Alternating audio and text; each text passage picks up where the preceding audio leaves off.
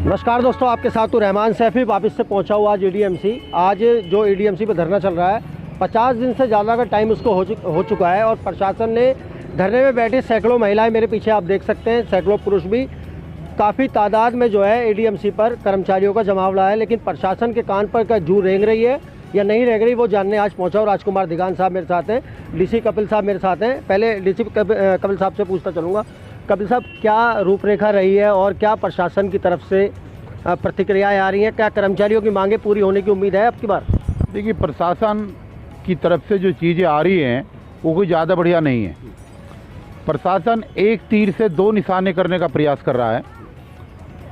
Dayanand hospital के अंदर कर्मचारियों की संख्या कम दर्शाकर और ये कहकर के कि वहाँ पर कमी है कर्मचारियों की, तो डैम्स के हमारे सफाई कर्मचारियों को वहाँ पर ट्रांसफ़र किया गया।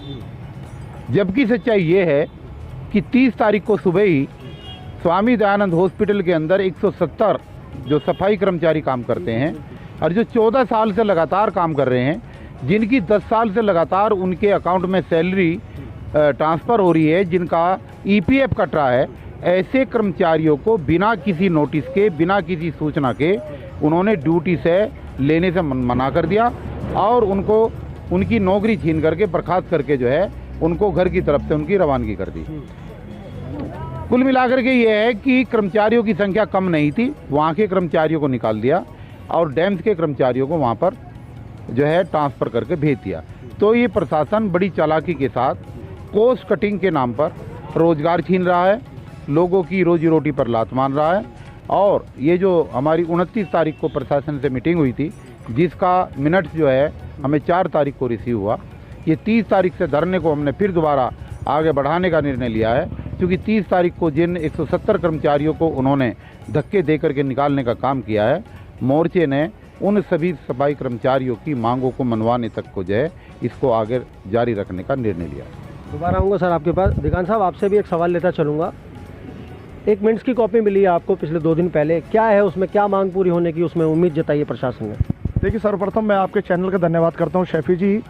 जहां मज़दूर की बात होती है, जहां दलित की बात होती है, आप दलितों की आवाज़ उठाते हैं, मज़दूरों की आवाज़ उठाते हैं।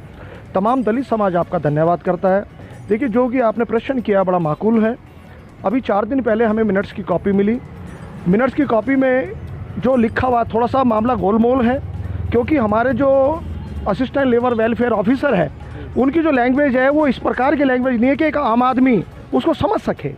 कुछ उसमें जो क्वेश्चन है, उसमें जो आंसर हैं, कुछ विचाराधीन है और कुछ पर इम्प्लीमेंट किया गया है।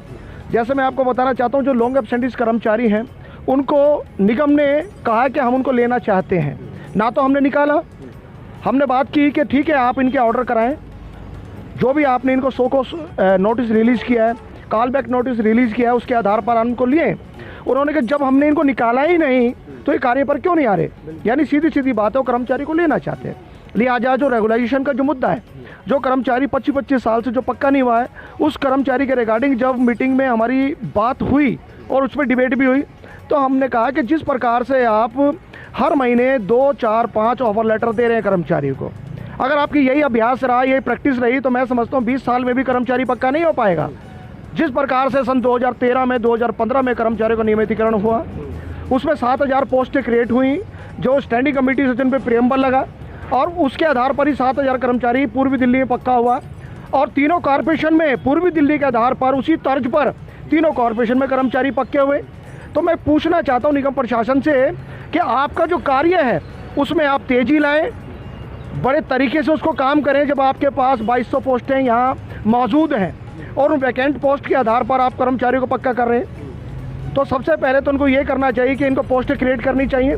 पोस्ट क्रिएट करके कर्मचारी को 1 शॉट पक्का करें। दिगान साहब, मेरा सवाल ये नहीं था, मेरा सवाल ये है कि आज ये सैकड़ों महिलाएं यहाँ बैठी हुई हैं, सैकड़ों पुरुष की तादाद भी यही है, ये 50 दिन से ज़्यादा बैठी हुई है, इनको इसका क्या परिणाम मिला? इनके घर को राहत मिलेगी? इनके बच्चों की शादियाँ, इनके बच्चों की शिक्षा, इनके परिवार का लालन पोषण, उसमें क्या वृद्धि होगी? देखिए, मैं आपको बताना चाहता हूँ कि केवल 50 दिन का मामला नहीं है, ये 15 वर्ष का मामला है। 15 वर्ष इन्होंने निगम प्रशासन को दिए हैं और स्वामी दयानंद अस्पताल में इन लोगों ने 15 वर्ष जो कार्य किया है, ना अपने बच्चों को देखा, ना अपने परिवार को देखा, और बल्कि मैं तो ये कहता हूँ कोरोना जैसी वैश्विक महामारी में इन्होंने 3 वर्ष दिल्ली की सेवा की है, निगम हॉस्पिटल की सेवा की है, और बल्कि जो वहाँ डेथ बॉडियाँ थी कोरोना काल में, जो लोग वहाँ जिनकी मृत्यु हुई, उन कोरोना काल में उन पेशेंट्स क्या और उन डेड बॉडियों को उन्होंने पैक किया अपने हाथों से। बिल्कुल बिल्कुल सच्चाई है। बल्कि इन्होंने तो वो काम किया है, मानवता के आधार पर इन्होंने वो कार्य किया है, इनको अवार्ड दिया जाना चाहिए, बल्कि पद्मश्री इनको मिलना चाहिए। सर, अवार्ड के नाम पर दिल्ली सरकार ने वादा किया, केंद्र ने वादा किया, निगम प्रशासन ने वादा किया, शायद वादा पूरा नहीं हुआ और यूनियनें यूं ही देखती रह गई। देखिए, मैं आपको बताना चाहता हूँ, माना कि वायदे पूरे नहीं हुए, लेकिन उसमें हमारे प्रशासन का भी बहुत बड़ा हाथ है। इतना बड़ा रोल है हमारे प्रशासन का।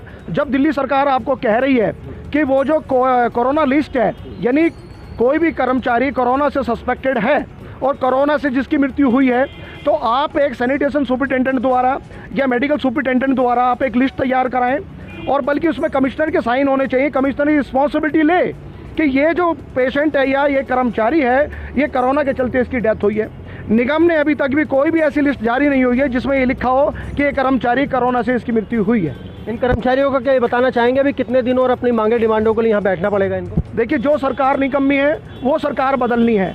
जैसा कि आप जानते हैं, जो हमारा जो स्वामी दयानंद हॉस्पिटल है, उसमें मेयर का बहुत बड़ी दखलंदाजी है, और मेयर जो है पूर्वी दिल्ली के, उनके आधार पर इन कर्मचारियों को हटाया गया है। बल्कि मैं तो ये कहूँगा डिवाइड एंड रूल, और ये डिवाइड एंड रूल वो है कि वाल्मीकि समाज का और ये जो समाज है, इनको आपस में भिड़ाने का काम किया है।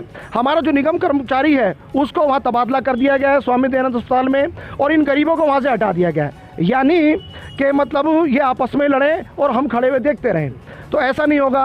ठेकेदारी हटाओ राष्ट्रीय संयुक्त मोर्चे संकल्प करता है, शपथ लेता है, जब तक इनको इंसाफ नहीं मिलेगा हम पीछे नहीं हटेंगे। चाहे कोई भी सरकार हो, चाहे भारतीय जनता पार्टी की सरकार हो, चाहे आम आदमी पार्टी की सरकार हो, जहां भी इंसाफ मिलेगा हम उनका दरवाज़ा खटखटाएंगे, और यदि उन्होंने इन कर्मचारियों की बात नहीं मानी तो हम उनके खिलाफ आंदोलन करेंगे, दिल्ली का चक्का जाम करेंगे। कपिल साहब, एक आखिरी सवाल आपसे लेता चलूँगा। अभी 15-20 दिन पहले आप जो है सफाई कर्मचारी आयोग पहुंचे थे, उन्हीं कर्मचारियों को 170 कर्मचारियों का मामला लेकर।